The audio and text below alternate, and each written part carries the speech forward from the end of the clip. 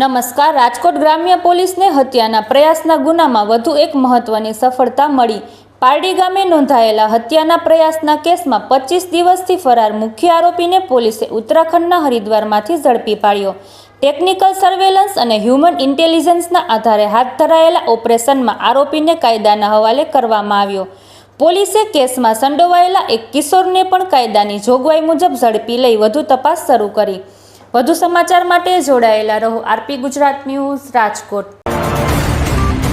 ગઈ તારીખ 12/6/2026ના રોજ સાપર પોલીસ સ્ટેશન ખાતે ખુશીબેન તિવારી પોલીસ સ્ટેશન ખાતે રૂબરૂ આવેલ અને તેને ફરિયાદ આપેલ કે આ કામે તેની માતા જુબેદાબેનને આ પ્રવીણભાઈ ગલાભાઈ વાઘેલા અને તેની સાથે આવેલા માણસે પેલા રિક્ષા અથડાવી પછી છરીના ઘા મારેલા હોય, જે અનુસંધાને તાત્કાલિક સાપર પોલીસ સ્ટેશન ખાતે બીએનએસ કલમ 109, 118 અને 154 મુજબ એફઆઈઆર તાત્કાલિક રજીસ્ટર કરવામાં આવેલી હતી.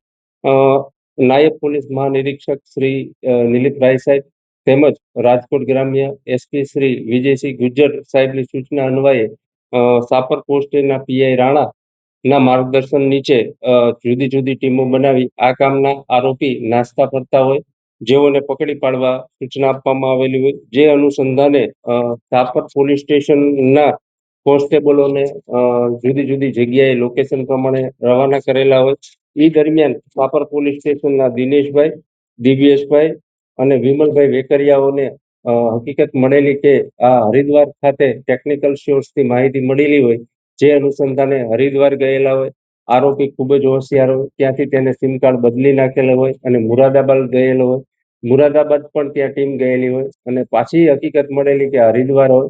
તેઓને Haridwar police station Haridwar railway station ખાતેથી આ પ્રવીણભાઈ ને એને રાઉન્ડ અપ કરી અને સાપર પોલીસ સ્ટેશનમાં લઈ આવેલા અને આ કામે મરણ જનાર જુબેદાબેન છે એ 15/6/2026ના રોજ મરણ ગયેલા હોય, જે અનુસંધાને બીએનએસ કલમ 103 મુજબનો ઉમેરો કરવામાં આવેલો છે.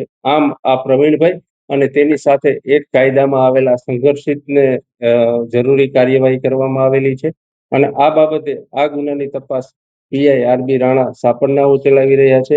આ પ્રવીણભાઈ ને રિમાન્ડ પણ માંગવામાં આવે છે. કઈ જગ્યાએ છે, કોની સાથે કોને આશરો આપ્યો, તે તમામ તપાસ કરવામાં આવશે. આમ ટૂંકા ગાળામાં સાપર પોલીસ સ્ટેશનના પીઆઈ રાણા અને તેના સ્ટાફ દ્વારા આ આરોપી પ્રવીણને અટક કરવામાં આવેલા છે અને આ કાયદાથી સંઘર્ષિત કિશોરને જરૂરી કાર્યવાહી કરવામાં આવેલી છે.